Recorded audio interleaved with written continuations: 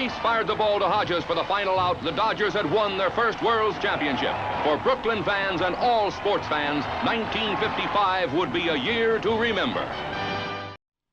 I'm not sure about everyone listening in, and I don't know about you, Rai, but when I think of Brooklyn, for whatever reason, the first thing that comes to my mind is the L train. And then after that, I think of Prospect Park, and then inevitably, as I almost always do, I go to good food, especially at the amazing Caribbean Day Parade every year on Labor Day. No, absolutely. First of all, I completely agree with you on the food. It has absolutely some of the most amazing food in Brooklyn. But what I really think of is hip-hop. I agree with you on Prospect Park, one of my most favorite places in the world. The promenade, and then also the people. It seems like every neighborhood is like a completely different country.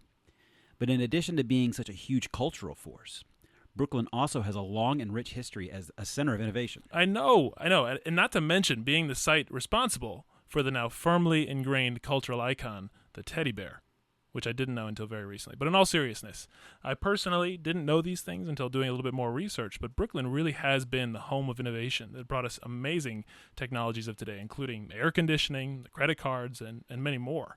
And on top of that, Brooklyn is continuing that tradition of leading innovation today with Newlab at the Brooklyn Navy Yard. That's right. I mean, really, everything comes full circle. I mean, the site that was responsible for so much innovation and economic development historically, I mean, think about it. Some of the most consequential warships in U.S. history, like the USS Monitor and the USS Arizona, were made right here in Brooklyn Navy Yard, and today it's a world-leading hub for technology and innovation.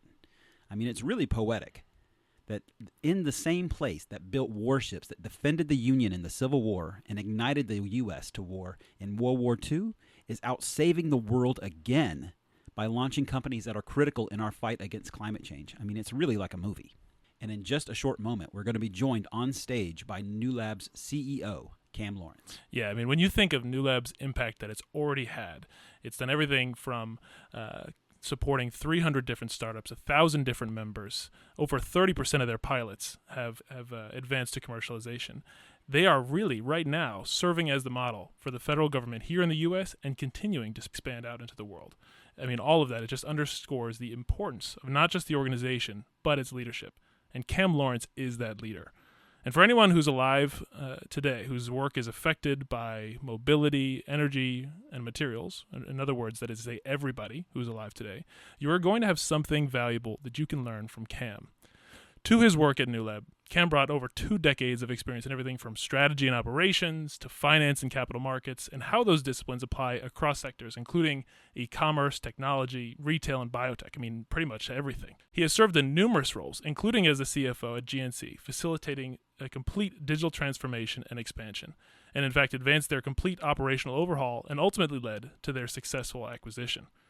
Drawing on that wealth of experience and now in his role at the helm of Newlab, Cam serves at this amazing and unique juncture in work that is really defining our collective future, because he is supporting the growth of startups and entrepreneurs while simultaneously helping larger established companies embrace innovation and adapt for the future. And I mean, speaking for both of us, I know we could not be more excited and frankly humbled to be speaking with Cam in just a moment on this amazing stage. I mean, to everyone listening, for Ryan and I, as young founders and entrepreneurs ourselves, Cam is exactly the kind of leader from the front lines that we want to learn from.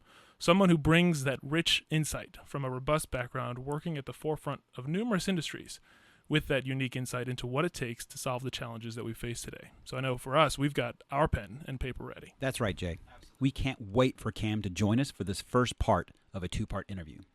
For us and everyone listening today, he's going to uncover insights that are so important for stakeholders from all backgrounds to learn from today. No matter where you are on your sustainability or climate journey, the future is here. That means we need to be asking questions and learning from those who are leading on the front lines, just like Cam. Without further ado, ladies and gentlemen, Cam Lawrence. I'm gonna take whatever is mine.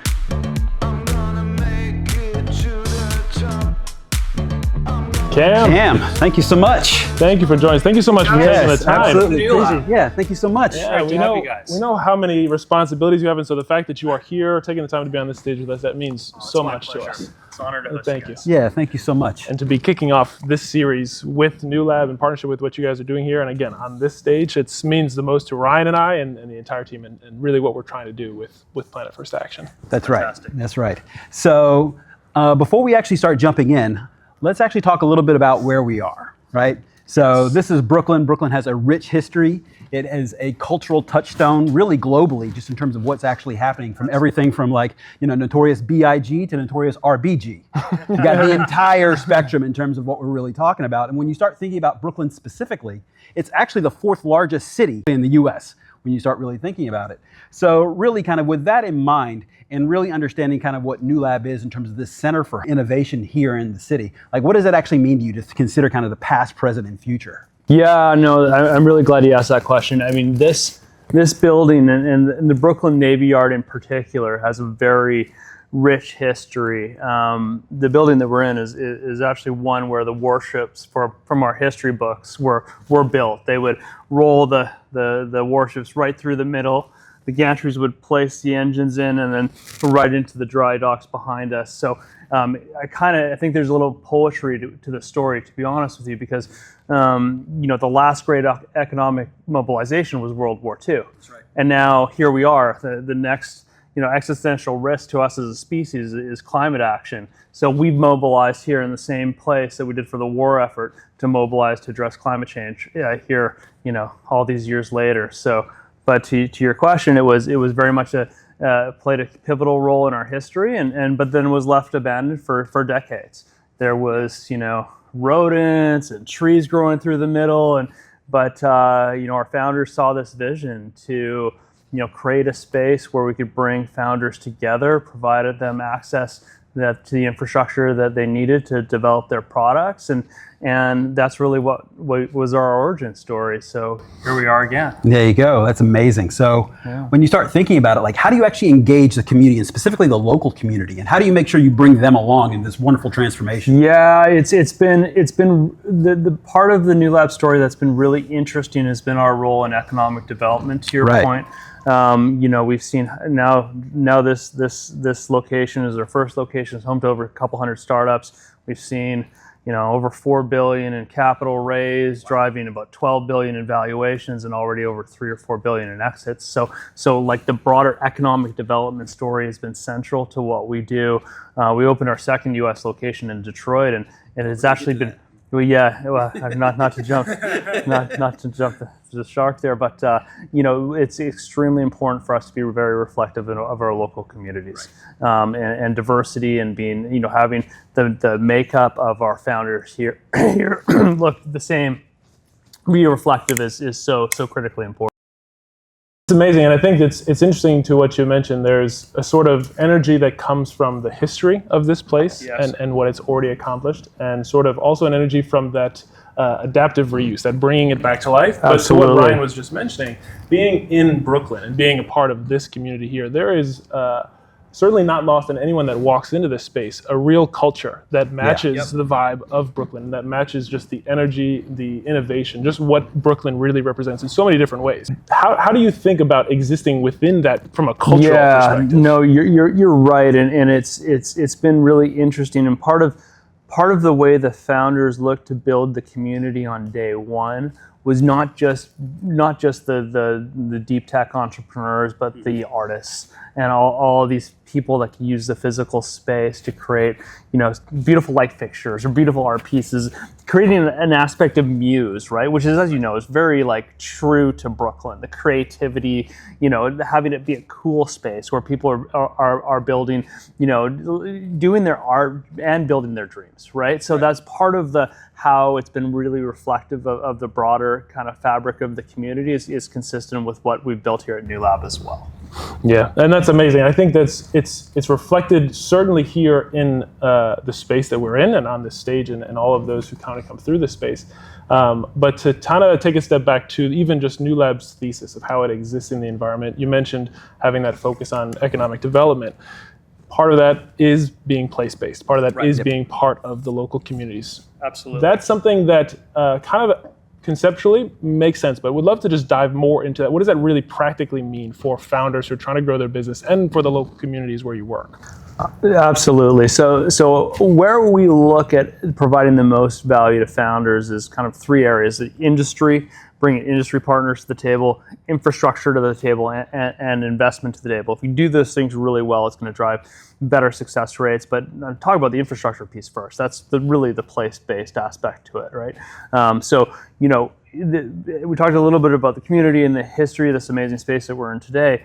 But part of it was, as simple as having all the equipment to help you develop your prototype, with all in one spot. Like we've seen a number of founders that have, tried other ventures outside of Newlab, and they'll buy the capital equipment, they'll wait 6 months to have it shipped, then it'll be calibrating and tuning it for a number of months. So they burned 9 months of their seed round to get to a point where they can actually start building something, right? Not exactly a lean operating model, is it? No, not at all. So for us to be able to provide all of that on day one is a massive unlock. Right. But not just within what's here in Brooklyn. The Navy Yard itself provides an opportunity.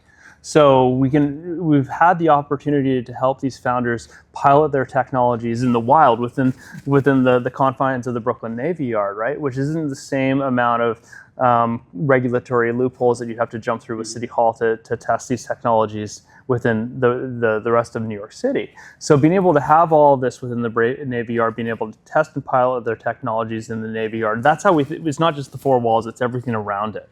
And we've really expanded that concept more broadly into Detroit and into ways that I'm sure we'll get to shortly. Yeah, actually, shortly enough, actually, right now. So it's amazing, actually, that you bring that up, because we really want to talk about and kind of dive down deep in terms of what's actually happening. You just celebrated 1 year. Mm-hmm. So it's 1 year, you've kind of got your sea legs right now. You just had another big milestone because Michigan Central, your partner, basically just kind of finished their refurbish and everything else of that wonderful space.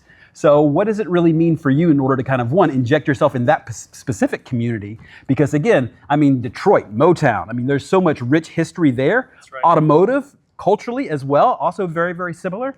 But also, what do you look forward to most now that you're seeing kind of you've established yourself, you kind of got your legs, and now in year two? Yeah, it's been a story that myself and the rest of the team at Newlab is extremely proud to have been a part of, to be honest with you. Opened the doors just over a year ago, as you mentioned. Now there's over 100 companies that call Newlab home in Detroit. And again, a city that has, had the highs of highs and the lows of lows. We're talking 10 years out of bankruptcy, right? And for us to be a part of this economic development story, right? Making sure that the future of mobility is in Motown, just as the history of mobility was in Motown. Seeing the way the community has embraced this kind of center for innovation, but also one that's reflective of the broader community. Over 40% of the founders are diverse, which is something that vastly outperforms broader deep tech, is something that we're really, really proud of. And back to the themes, so, the place-based kind of competitive advantage. There's an amazing workforce in Detroit. They know how to build stuff. They know how mobility, how to maintain a competitive advantage in mobility. So for us to bring founders from around the world to Detroit, because of not just the four walls of the building itself, but the broader infrastructure around it. We've got a partnership with the Port of Monroe to enable piloting of technologies in the waterways, which is critical for our supply chains, in the next generation of mobility for us in a world where the movement of goods and doing so in a sustainable way is critically important. We've got a couple square mile radius on the roadways, transportation innovation zone, where you can get 24-hour permits to do your testing in the wild without having to go through months and months of approval processes at City Hall. And we're working on a similar initiative in the airspace to pilot drone technologies as well. So when you think about mobility, if we can do it from the perspective of water, land, and air, creating those elements that founders can pilot their technologies in real time, what does that do for accelerating their time to market? What does that do to demonstrating their commercial validity of the products that they're bringing to market? So it's a bit of an unlock, and that's how we've been able to source founders from around the world to come be part of this community that we're building in Detroit. It's not surprising at all. And for Ryan and I and the entire team, we read the headlines and the news about what's going on up in Detroit, the amount of money that Ford put into that place, how Michigan Central is thinking about it, the sort of public-private partnership. Like, it is incredibly exciting for anyone that's working in the space whatsoever to see that sort of collaboration, what that's enabling. I think in a similar vein, and maybe we're a little bit biased just by having spent a lot of time in New York, there's also just really incredible things happening here in New York City. I think to say that New York City is the Silicon Valley of climate tech is absolutely fair. And it's also clear that the city, both the public departments and the mayor, and also those working in the private sector, are kind of committed to that remaining the case. You have the Green Economy Action Plan that the mayor's office released earlier this year. You have a whole lot of investment that's going into supporting this entrepreneurial ecosystem. Would love to know how you see Newlab continuing to grow and evolve within that, being the anchor of that sort of ecosystem, especially with the Harbor Climate Collaborative and how that's going to come to life. Yeah, no, well said, and I think you put it perfectly. I mean, the amount of capital flowing into it is what needs to be the case for us to continue to drive the economic development and remain the center of excellence that we are today. And you're seeing the partners step up in a very material way.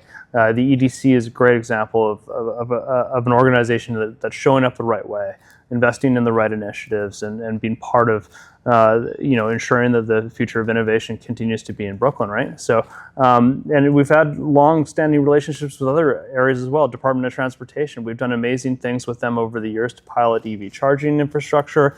Now we've got a pilot around battery swapping to make sure that the couriers that are leveraging e-bikes are doing so in the safest way possible, because that's a big aspect of making sure that mobility and the transfer of goods is done as minimally impactful to the environment as possible. So you've got a lot of key partners that are stepping up in a real way, which has been great. And again, then you have all the other advantages that New York brings. I mean, you've got you're the investment capital of the world, right? So access to capital is critically important.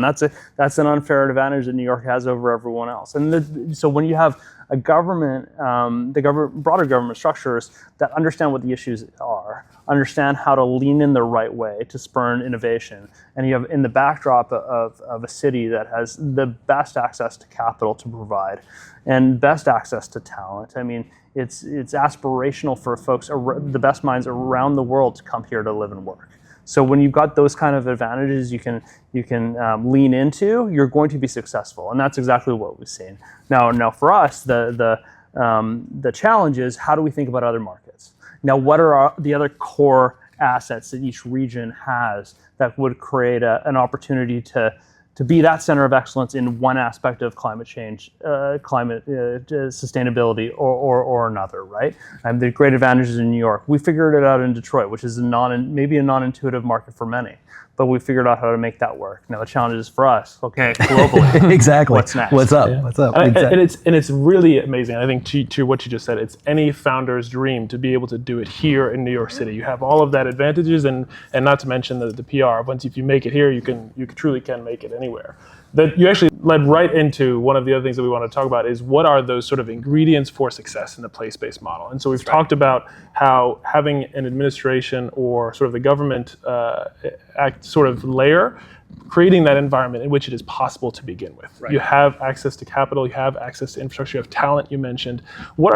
As you think about going into other places, what are some of the other ingredients that you want to either replicate, or say, if I can't replicate this, I got to go find something else to replace? Yeah, no, it's a great question. I mean, we really think investment, infrastructure, and industry partners, right? Those are the big three. So, for example, we're looking at opportunities in the Gulf Coast, which, the offshore oil and gas industry is huge, and actually comes along with A, large industry partners that are looking to decarbonize, as well as B, the infrastructure and the petrochemical industry that can be leveraged in very interesting ways. We've talked about carbon capture, carbon sequestration, and what to do with the captured carbon. We think that the Gulf Coast region could be one where that's a very interesting core asset mix when you've got like a motivated government, industry partners that are looking to lean in and help decarbonize, as well as access to capital. So if we can, that's how we look at each market. In the Northeast, we're looking at opportunities around offshore wind. You know, how do we leverage all the exciting work that is being planned for in the Northeast around offshore wind, create that as a hub and a center of excellence. So if we just look at it from if we're going to get to net zero, there's a number of problems that we need to solve around the world, and what are the locations that are best suited to have the biggest impact in addressing those challenges, and that's really what we're trying to solve for. Right. It's actually, you bring up a really interesting point, because obviously you guys are probably the hallmark, right? So you're leading the charge. So, but the federal government's actually planning on rolling out 31 different technology hubs, just in terms of and centers of excellence across the country here. So when you start thinking about that, okay, well, what does that really mean? But you also start talking about, okay, well, you guys have actually done it really well, but you've also been awarded for it. So at the end of the day, this is actually, you know, they've emulated a lot of what you're trying to do and what you've already have accomplished. Right. And then you've actually just recently won those EPIC prizes. So talk to us a little bit about actually what that was, and then also kind of what's the result. Yeah, no, and you know, just have to be very thankful for being in a period where government is understanding and learning, has learned how to lean in the right way. So there is more opportunity and awareness, and quite frankly, urgency of addressing the problem than I think has ever been there before. So it really kind of behooves us and others to strike while the iron is hot, while we've got, you know, the tailwinds at our back.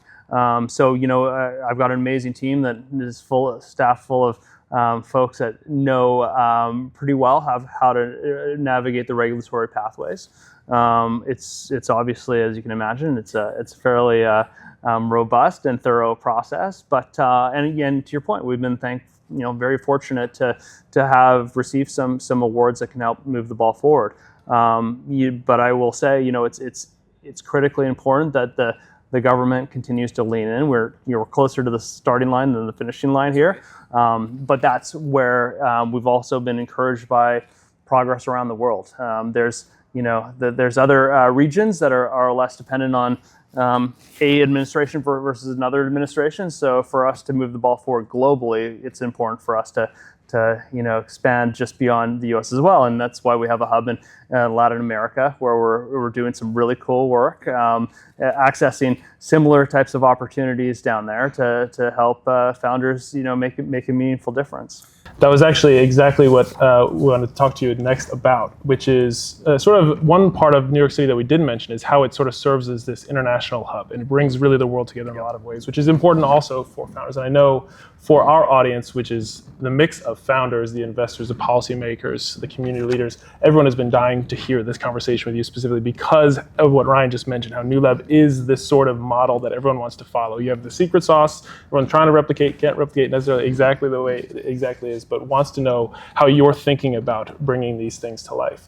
And what you just mentioned, there's a lot going on here in New York City. There's success up in Michigan now, out into the Gulf Coast as well. But how do you think about going beyond Newlab Uruguay into the rest of the world? And how do you kind of bring those ecosystems that are all very hyper-local to benefit each other as one sort of macro product? Yeah, I know that. I mean, it's interesting. I've never been in a situation where there's been so much global demand.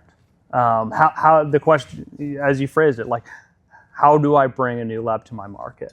And that's been a question that we've tried to be very thoughtful about as a leadership team. And really, the way that we answer it is like, what are the core assets in your region that give you the unfair competitive advantage? That would be, if we could put these together, if we can get the right corporates and government partners to lean in the right way and leverage these assets that are already there. What is the magnet that will bring founders from around the world to your region to build out their technologies? And so that's how we've tried to address it. And we're having conversations from everywhere, from Asia to the Middle East. And when you look at it from a more global perspective, and again, not being dependent on the support from one administration in this country versus another, it really says, okay, in order for us to move the ball forward and not just support the 200 founders here in Brooklyn and 100 in Detroit, but thousands of founders around the world that are helping us try to decarbonize at the rate that we need to make a meaningful impact. What are the regions I need to bring to the table? And then in each of those regions, what are the infrastructure assets? What are the corporate partners? And what are the government supports infrastructure that we have to put together to create this magnet that lures founders from around the world to get work done there? That's amazing. And I think you actually touched on something that is really distinct about Newlab. It's incredibly exciting to see it and done in such a compelling way, which is that being focused on the private sector, being focused on helping these companies build businesses, but doing it in such a collaborative and open way, and wanting to share, wanting to bring people together, wanting to actually convene these different groups. You mentioned the idea of some other sort of regions of the world saying, how do I get a Newlab here? But another question that we hear a lot is also, how do we just get connected into Newlab as an ecosystem? And we know that you guys are tremendously open. We're talking down to partners in Chattanooga that are doing just incredible work. They have actually the largest urban test bed down there. They have some tremendous infrastructure themselves in terms of helping support these entrepreneurs. They're like, how do you connect those dots? What's the advice that you give to other sort of entrepreneurial support organizations to think about connecting the dots between what you're doing here, what you're doing in other parts of the world to support these missions? Yeah, that's a great question. I think we've been spoiled in some regards, to be honest, because it's one of those situations where success breeds more success, right? We've had amazing founder success stories, right? And now we're a number of years in. So what that's done is create this brand where, founders, there's a lot of founders who see being part of Newlab as aspirational, right? This is where they want to build their company, right? They have all not just the access to infrastructure, but you're part of this community, right? Where there is, a lot of other insanely inspirational founders who are still struggling through everything that you have to do and the grit you need to make your way through the founder journey, right? And in being part of that community where you can share your successes, share advice, that ecosystem creates a bit of the magic, right? So we have a great space here, which is, I think, goes a long way to creating a community that people want to be a part of and the types of places that we want to live and work. So that helps for sure. But what I would say to the others is, lean into what you have, right? You have your infrastructure. You said the test bed in Chattanooga. That's a great draw. That's a great asset to lure founders to work around in areas that I'm sure it's relevant for, but also the community side. So if you can not just have the infrastructure, but also have a rich and vibrant community that other founders want to be a part of, that goes a long way. It's a bit of the secret sauce, but it's actually not that. It's amazing. And I think it's funny because I know I'm speaking for Ryan as well when I say this, and really for the entire Gordon & Frost team, whenever we see something that's going on in the ecosystem that specifically has Newlab tied to it, it's like, yep, we're paying attention to that. That's exciting. We're going to look at whatever that is, just because there's always that success breeds success, and it's true. It really does draw in the greatest who want to be a part of this ecosystem specifically. And the neatest part about that is when there's a success story from one founder, if you just chart through the likes, you'll just see another Newlab founder after another Newlab founder. They're all cheering each other on, right? And I do think that being a founder is probably the loneliest journey you can have in life. So when you put a community of other founders going through this lonely journey together, it's not so lonely anymore. It's not, and it's also helpful when you have an amazing co-founder. Likewise, it's true. Definitely Preaching to the choir, I'm sure. Yeah, for sure. But you actually bring up exactly what we wanted to talk about specifically with this series, which is not just Newlab as an organization, as a convener, as someone who's bringing together all of these key ingredients, but specifically the stage, both the metaphorical one and this really physical one, and what it is meant in. Historically, to this point, you've already created a special place in climate and sustainability history on this stage. But for those founders, for yourself at the helm of Newlab, talk to us about how this stage exists and how you want it to continue to kind of exist for those founders. Oh man, that's a great question. It's the one thing that we have in spades here is stories. And there is an opportunity for stories from the founders within Newlab to inspire. And, I see it as our, duty, our obligation, our reason for being to help support these founders, but not just support them and see their success, but be able to, signal boost their stories so that, they can drive better commercialization rates and they can inspire the next generation of founders. So not only being successful, but telling these stories is what this stage is all about. And, I think we're trying to do a pretty good job. But the nice thing is, these stories are beautiful. They really are. They really are inspiring. So it is the fun part of the job. Yeah, that's so interesting, and it's so true, right? I mean, even when you start thinking about raising capital, you basically have this dream, you have an idea. It's really about your story and how you convey it to convince people to whether or not they're actually going to support you or not, and actually help you raise money. Right. And funny enough, we actually had an event actually last March with Alliance Bernstein and kind of their private wealth management group, talking about the financial materiality of sustainability, and really how that can really help you actually raise capital at the end of the day. Does decarbonization and does sustainability, does that actually make a material difference when you go and start asking for money? Yep. So from your point of view at Newlab, have you actually seen that actually be the case and has actually impacted people's ability to raise? Has it happened for yourself, and and you've seen that happen for some of the people and your partners and obviously the colleagues? Yeah, I mean, the short answer is yes. I joined Newlab last summer, and I will say, after running a much larger organization, the sustainability went from not being a question that was asked to the question that every, financial stakeholder was asking. It is very critically important that there's more awareness and responsibility amongst the broader finance markets to collect better information around the portfolio companies that they invest in. And so that's been really encouraging. I'd be remiss if I didn't know that venture capital for early stage anything right now is tricky. Right. So in 2021, there was just a lot more flow of capital to earlier stage, higher risk profile companies than there is now.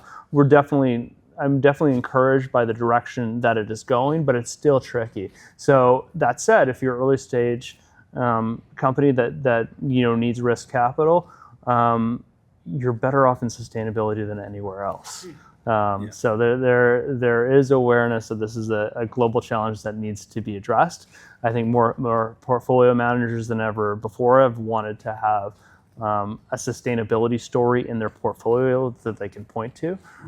So I think there's a lot of signals that are promising, but it goes with everything else early stage. Yeah, it's tricky. Yeah, right. It's always hard. Yeah, it's interesting. Do you think that, at the end of the day, it's a business. It's about your ability to actually raise and continue to actually generate profit, right? Mm-hmm. So, but do you think that sustainability is more or less kind of a must-have in these cases, or do you think it's just simply an add-on that people can kind of?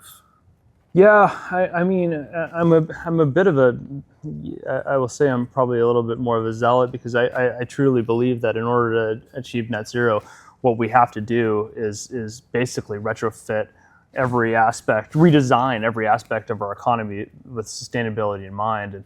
And so for me, it's if we're going to ensure the continuation of life on Earth, this is something that has to be addressed. But the way I think it plays out is I don't think this is a situation where we're going to see, the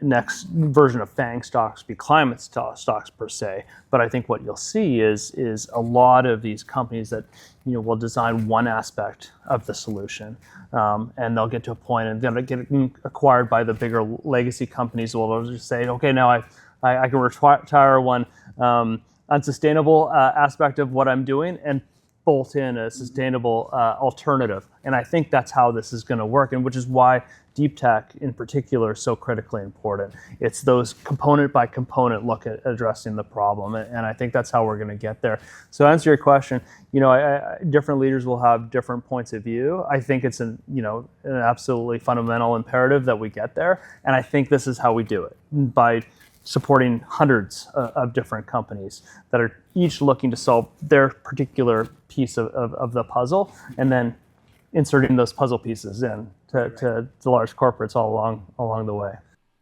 For everyone listening today, thank you so much for joining us for part 1 of our interview with Cam Lawrence. I know Ryan and I learned a lot already from this first half of the conversation. We hope you all found it insightful as well, regardless of where you are in the world and regardless of what you are working on, whether it's new policy, a new startup, or bringing a new solution to your community or company.